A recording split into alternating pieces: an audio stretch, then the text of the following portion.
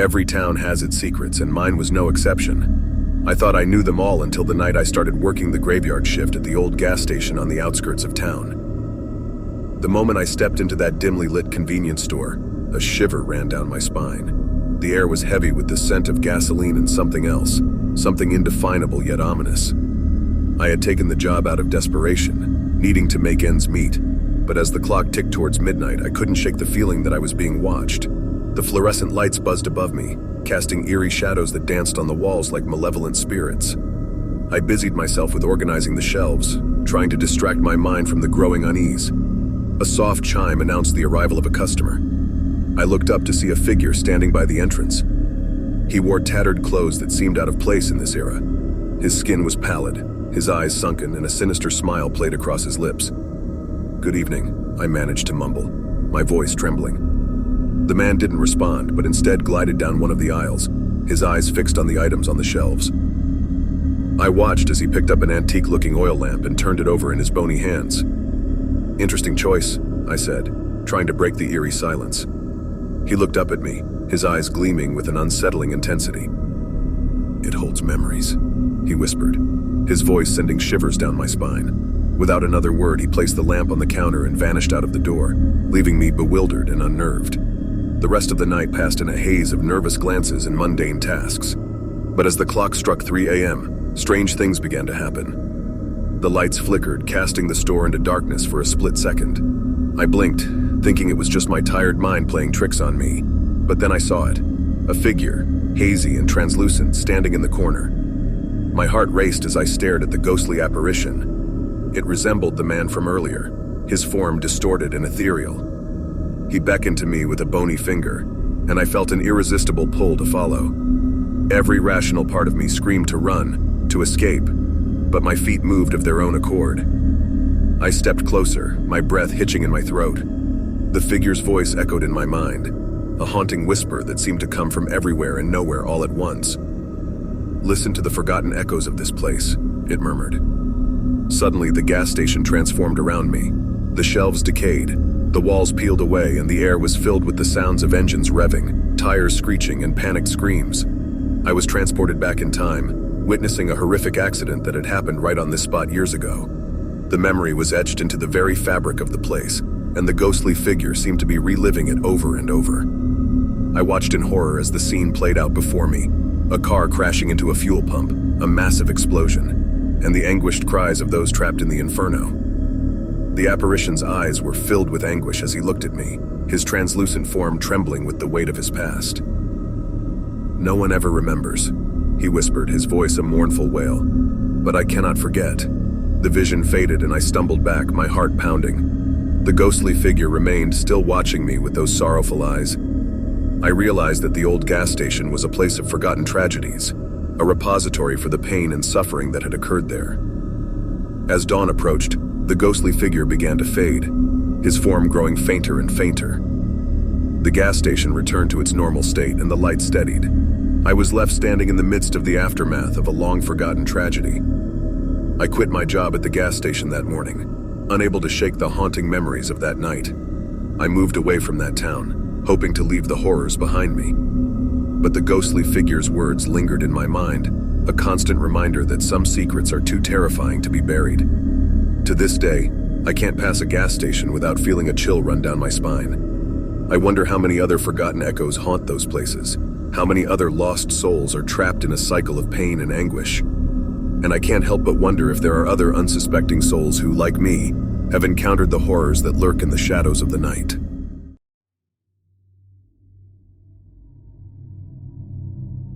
I never believed in ghosts or the supernatural, but that all changed the night I started working the graveyard shift at the old gas station on the edge of town. My name is Alex, and what I experienced during those long, eerie nights will forever haunt me. The station had a desolate, forgotten feel to it, like it was stuck in time. The dim fluorescent lights buzzed overhead, casting unsettling shadows across the cracked linoleum floor. The aisles were lined with dusty shelves stocked with expired snacks and faded magazines. A chill ran down my spine as I stepped behind the counter, feeling the weight of the night ahead. On my first night, the manager, a grizzled man named Frank, left me with a warning that sent shivers down my spine. "Don't be fooled by the silence. he said, his eyes haunted. "Strange things happen here after midnight. Keep your eyes open and your heart steady." I brushed off his words as old man tales and settled into my routine, flipping through a tattered book to pass the time. The first few hours were uneventful, the only sounds being the occasional distant howl of the wind. But as the clock struck midnight, a whisper of unease crept over me. Out of the corner of my eye, I caught a glimpse of movement in the aisle nearest to me. I turned, expecting to see a customer, but the aisle was empty. My heart pounded as I tried to shake off the feeling, chalking it up to exhaustion. That's when the lights flickered, casting eerie shadows that seemed to dance along the walls. I took a deep breath and forced myself to focus on my book, the words blurring as my mind wandered. Then, a soft tapping sound echoed from the front window. I glanced up, my heart racing, and stared into the darkness outside. Raindrops began to pelt against the glass, distorting my view. And then I saw her. A girl, no older than 12, stood outside, her drenched hair plastered to her face. She wore a tattered white dress that clung to her as if it were a second skin. Her eyes were dark pits, devoid of emotion, and her pale lips formed a haunting smile. My blood turned to ice as her slender fingers tapped again on the glass, a rhythmic, hypnotic beat. I hesitated, torn between fear and compassion. Against my better judgment, I unlocked the door and cracked it open just enough to speak. "Are you lost?" I asked, my voice trembling. She stared at me, unblinking, before whispering, "Help me." Before I could respond, a gust of wind rushed through the open door, extinguishing the lights and plunging the station into darkness. Panic clawed at my chest as I fumbled for my phone, using its weak glow to guide me. The tapping on the glass had stopped, but an eerie laughter echoed through the store. I stumbled through the aisles, my heart racing, and finally reached the breaker box. With trembling hands, I managed to restore the lights, illuminating the station once more. But the girl was gone. Shaken, I locked the door and stood behind the counter, my mind reeling. Hours passed with an eerie stillness, broken only by the distant hum of cars on the highway. The clock ticked closer to 3 a.m. and a sense of dread settled over me. A faint whispering sound filled the air, growing louder and more distinct. It was as if a dozen voices were speaking in hushed tones, their words unintelligible yet unsettling. I strained to hear, my heart pounding until I realized the voices were coming from the shelves themselves. The old magazines and snack boxes seemed to vibrate, a symphony of spectral murmurs. Terrified, I covered my ears, trying to block out the ghostly chorus. And then, just as suddenly as it had started, the whispering ceased. The station fell silent again, the only sound being the thudding of my own heart. When Frank arrived for the morning shift, he found me huddled behind the counter, my eyes wide with terror. I tried to explain what had happened, the girl, the voices, but the words stumbled out incoherently. He just nodded knowingly, as if my experience was just another chapter in the station's haunted history. I quit that job the very next day, unable to shake the feeling that I was being watched by unseen eyes. The gas station, with its flickering lights and eerie shadows, held secrets I could never fully understand. And though I left that place behind, I couldn't escape the memories that haunted my dreams, reminding me that sometimes the darkness holds more than just emptiness. It holds a terror beyond imagination.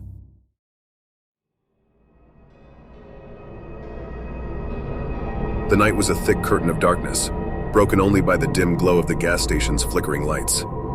I pulled into the deserted lot, the gravel crunching under my tires as I came to a halt. The low hum of the engine was the only sound, amplifying the eerie silence that hung heavy in the air. It was one of those remote gas stations you only find on long stretches of highway, seemingly frozen in time, forgotten by the world. I glanced around, my unease growing with each passing moment. There were no other cars in sight, no sign of life anywhere. I grabbed my phone, its feeble glow casting an unsteady light on the dashboard. 2:37 a.m. I cursed myself for not filling up earlier, but my tank had been running on fumes for miles. Reluctantly, I stepped out of the car, shivering as the chilly night air wrapped around me like a clammy hand. The overhead light at the pump buzzed and flickered ominously. I swiped my card and selected my fuel grade, the screen responding with a sluggish delay. The nozzle clicked and I jumped, my heart racing. With a nervous chuckle, I took a deep breath, trying to shake off the growing unease. It was just my imagination playing tricks on me. As the gas flowed, I scanned the area again. The convenience store's windows were grimy, the interior obscured by shadows.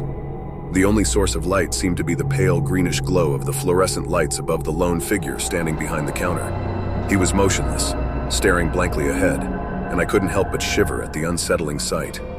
The gas station seemed to be caught in a time warp, a relic of the past, untouched by modernity.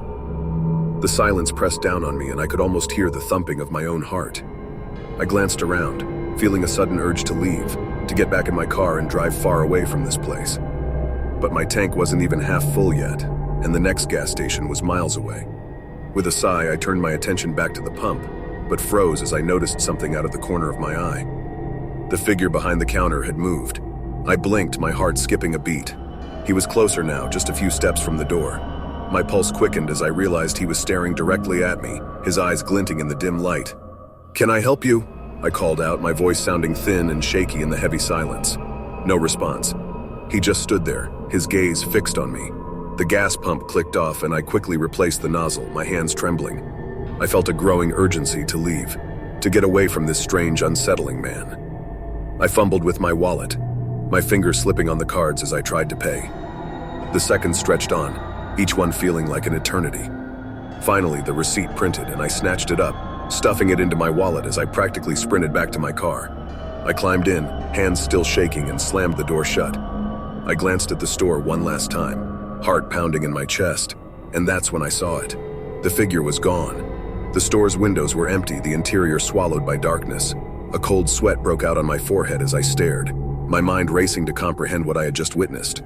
Had he been a figment of my imagination, or something more sinister? I turned the key in the ignition and the engine roared to life, a welcome sound that shattered the suffocating silence. As I pulled away from the gas station, I couldn't shake the feeling that I had narrowly escaped something truly terrifying. My gaze remained locked on the rearview mirror until the gas station was nothing more than a distant speck in the darkness. To this day, I can't explain what I saw that night. Was it a ghost? A specter from a forgotten past, or had my exhausted mind conjured up a nightmare out of thin air? I may never know the truth, but one thing is certain. I'll never forget the bone-chilling terror of that deserted gas station at night, and the haunting figure that seemed to exist on the edge of reality.